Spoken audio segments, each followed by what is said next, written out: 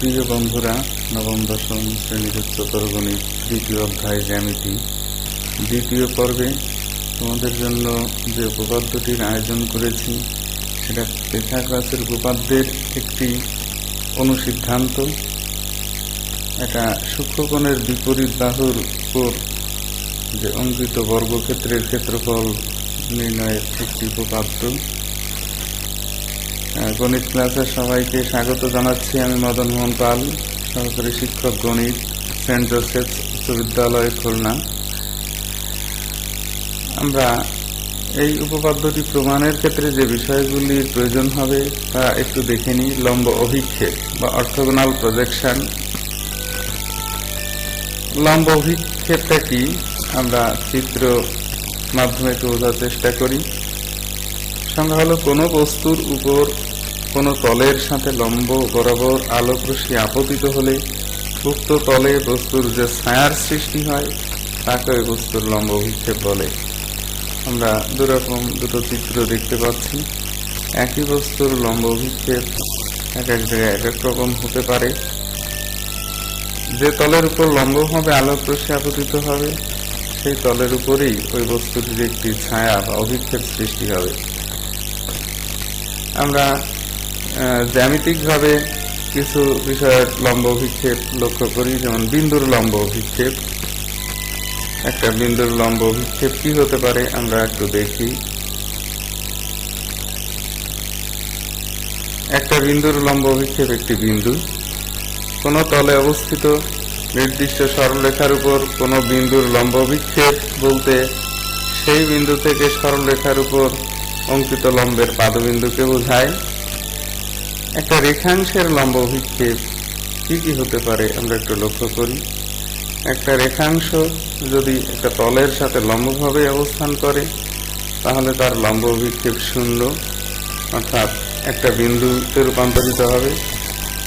রেখাটা যদি তলের সাথে কিছু কোণে অবস্থান করে তখন তার একটা লম্ব অভিক্ষেপ আমরা পাবো। চিত্রে আমরা দেখতে পাচ্ছি রেখাটা আরেকটু হেলানো হলে লম্ব অভিক্ষেপের দৈর্ঘ্য আরেকটু বাড়বে, আরো একটু বেশি হেলানো হলে লম্ব অভিক্ষেপের মান আরো একটু বেশি বাড়বে। এভাবে আমরা যদি লক্ষ্য করি তাহলে একটা রেখাংশের লম্ব অভিক্ষেপের সর্বোচ্চ মান রেখাংশের দৈর্ঘ্যের সমান হতে পারে আর সর্বনিম্ন মান 0 হতে পারে। তাহলে এটা সংজ্ঞাটা আমরা দেখে নিই। কোনো রেখাংশের প্রান্ত বিন্দুদ্বয় হতে কোনো তলের উপর দুইটি লম্ব অঙ্কন করলে তলের উপর লম্বের পাদবিন্দুদ্বয়ের সংযোজক যে রেখাংশ পাওয়া যায় তাকে ওই রেখাংশের লম্ব অভিক্ষেপ বলে। এবার আমরা যে উপপাদ্যটি জানব এটা পিথাগোরাসের উপপাদ্যের একটি অনুসিদ্ধান্ত। যে কোনো ত্রিভুজের সূক্ষ্মকোণের বিপরীত বাহুর উপর অঙ্কিত বর্গক্ষেত্রের ক্ষেত্রফল অপর বাহুদ্বয়ের উপর অঙ্কিত বর্গক্ষেত্রদ্বয়ের ক্ষেত্রফলের সমষ্টি অপেক্ষা ওই দুই বাহুর যে কোনো একটি ও তার উপর অপরটির লম্ব অভিক্ষেপের অন্তর্গত আয়তক্ষেত্রের ক্ষেত্রফলের দ্বিগুণ পরিমাণ কম। হ্যাঁ, উপপাদ্যটা অনেক বড়, মনে রাখা একটু কঠিন ব্যাপার বটে। তবে আমরা যদি একটু খেয়াল করি, বোঝার চেষ্টা করি তাহলে উপপাদ্যটা স্বাভাবিকভাবে বলা সম্ভব। আমরা প্রথমত এটার বাস্তব যে প্রমাণটা সেটা আমরা একটু দেখব, প্র্যাকটিক্যালি প্রমাণ। তোমরা ভালোভাবে লক্ষ্য করো। আমরা সাধারণভাবে যে প্রমাণটা করতে চাইছি সেটা হলো সূক্ষ্মকোণের বিপরীত বাহু অর্থাৎ ত্রিকোণ সূক্ষ্মকোণ তার বিপরীত বাহু এ, তার উপর অঙ্কিত বর্গক্ষেত্রের ক্ষেত্রফল এবি স্কোয়ার, কোণ সংলগ্ন বাহুদ্বয় এসি আর বিসি এর উপর অঙ্কিত বর্গক্ষেত্রের ক্ষেত্রফলের সমষ্টি অপেক্ষা এর যে কোনো একটি বাহু বিসি এবং সেই বাহুর উপর কোণ সংলগ্ন অপর যে বাহু এসি তার লম্ব অভিক্ষেপ হলো সিডি, এদের অন্তর্গত আয়তক্ষেত্রের দ্বিগুণ পরিমাণ কম, অর্থাৎ 2bc ইন্টু সিডি।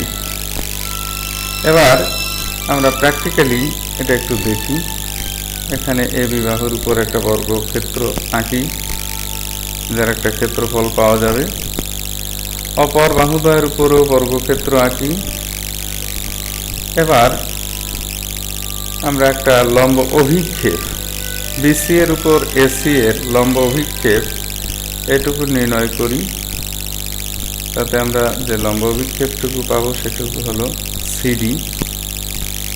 এখন বিসি আর সিডি এর অন্তর্গত আয়তক্ষেত্র, এটাকে অর্থাৎ আয়তক্ষেত্রের দৈর্ঘ্য হবে বিসি এবং প্রস্থ হবে সিডি।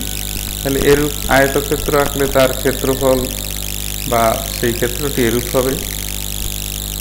এখন আমরা এটাকে একটার উপর আরেকটি বসিয়ে আমরা দেখি যে ক্ষেত্রফল সমান কিনা। এখন আমাদের এইটা সমান দেখাতে হবে। আমরা এই দুটোর যোগফল এর থেকে ওর দ্বিগুণ পরিমাণ কম, এর দ্বিগুণ পরিমাণ কম, অর্থাৎ এটার দ্বিগুণ পরিমাণ যদি এখান থেকে বাদ দেওয়া হয় তাহলে ওই বাম পাশের ক্ষেত্রটির ক্ষেত্রফল সমান হবে কিনা, ক্ষেত্রফলের সমান হবে কিনা সেটা আমরা একটু দেখি। আমরা সমষ্টি থেকে এই দ্বিগুণ পরিমাণ কম এটাকে ব্লক করে রাখছি। তো আর অবশিষ্ট অংশটুকু কেটে কেটে আমরা এর পাশে জড়িয়ে দিয়ে দেখি যে বাম পাশের ক্ষেত্রের ক্ষেত্রফলের সমান হয় কি না। আচ্ছা, এবার হলুদ যে কালারটা দেখা যাচ্ছে, ঠিক দেখো, একটু খেয়াল করলেই বোঝা যাবে যে একই মাপের আরেকটি ক্ষেত্র উৎপন্ন হয়েছে। অর্থাৎ আমরা যেটা বলতে পারি সেটা হলো ওই দুটো ক্ষেত্রের ক্ষেত্রফলের সমষ্টি থেকে দ্বিগুণ পরিমাণ কম। এবার জ্যামিতিকভাবে আমরা যদি এই উপপাদ্যটি প্রমাণ করতে চাই তাহলে যেভাবে আমরা অগ্রসর হতে পারি, যে জ্যামিতিকভাবে প্রমাণ করার জন্য আর 4টি স্টেপ বিবেচনা করতে হয়: সাধারণ নির্বাচন, বিশেষ নির্বাচন, অঙ্কন আর প্রমাণ। সাধারণ নির্বাচন আমরা আগেই জানলাম। এবার বিশেষ নির্বাচন অর্থাৎ চিত্রের উপর ভিত্তি করে যে বর্ণনা, বিশেষ নির্বাচনের চিত্রের বর্ণনা থাকবে, কি প্রমাণ করতে চাই তার একটা গাণিতিক রূপ থাকবে। আমরা একটু লক্ষ্য করি, মনে করি এবিসি ত্রিভুজের সি কোণ সূক্ষ্মকোণ, এর বিপরীত বাহু এবি এবং বিসি এর উপর এডি লম্ব। তাহলে এখানে বিসি এর উপর এসি এর লম্ব অভিক্ষেপ হলো সিডি। এবার আমরা যেটা প্রমাণ করতে চাই, AB square equal to AC square যোগ বিসি স্কোয়ার সমান minus 2 into BC into CD. প্রমাণ, তাহলে বিডি এডি লম্ব বিসি হওয়ায় আমরা ওখানে দুটো সমকোণী ত্রিভুজ দেখতে পাচ্ছি, এবিডি আর এসিডি। এখানে পিথাগোরাসের উপপাদ্য অনুসারে আমরা এসিডি এই ত্রিভুজের থেকে লিখতে পারি AC square equal to AD square যোগ সিডি স্কোয়ার। আবার এবিডি এই ত্রিভুজের ক্ষেত্রেও অনুরূপভাবে লিখতে পারি AB square equal to AD square plus BD square. এখন গাণিতিক ক্যালকুলেশন যদি করি, বিডিকে আমরা লিখতে পারি যে বিসি মাইনাস সিডি।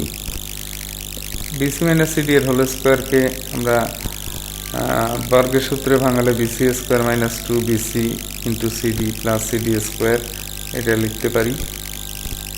এবার এই লাইনটাকে একটু রিঅ্যারেঞ্জ করে যদি লিখি, এডি স্কোয়ারের পাশে সিডি স্কোয়ারকে নিয়ে আসি, যা আমরা 1 নঙে দেখতে পাচ্ছি, তার মান এসি স্কোয়ার। পরবর্তীতে আমরা ওদের মান এসি স্কোয়ার বসিয়ে পাই AB square equal to AC square plus BC square 2 BC into CD. 1 নঙের সাহায্যে এটা আমরা লিখতে পারি। তার মানে এটা আমরা বলতে পারি এটাই আমাদের লক্ষ্য, এটাই আমাদের প্রমাণের বিষয়, এটা প্রমাণিত। আর সবাইকে ধন্যবাদ এবং পরবর্তী পর্ব দেখার জন্য আমন্ত্রণ রইল। সবাই ভালো থাকো, সুস্থ থাকো, এই কামনায় আজ এখানেই শেষ করছি। ধন্যবাদ সবাইকে।